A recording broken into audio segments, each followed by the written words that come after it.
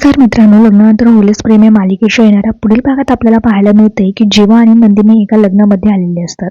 तेव्हा नंदिनीची मैत्रीण आता जीवाला बोलत असते की जीजू तुमच्या नात्यासारखं आमचं नातंही डेव्हलप होईल. तेव्हा जीवा तिला सांगू लागतो की नवरा बायकोच्या नात्यामध्ये 2 जोडीदारही असतात. प्रेम आणि गैरसमज या दोघांना जर तुम्ही सांभाळून घेतलं तरच तुमचं नातं टिकेल.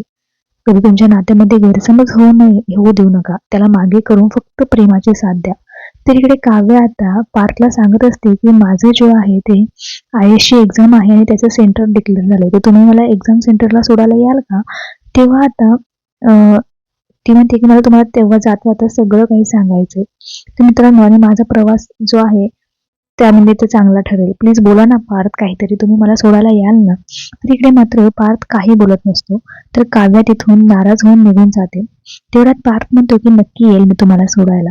तर पार्थचं जे आहे ते होकार मिळताच काव्याचा आनंद गगनात मावेनासा होतो आणि काव्या जे आहे ते पार्थकडे प्रेमाने बघू लागते. तर मित्रांनो, बघूया आता पुढच्या भागात काय होतंय, कसं दोघांचं नातं वळण घेतंय, कसे दोघं जवळ येत आहे, सगळं पाहणं रंजक आहे.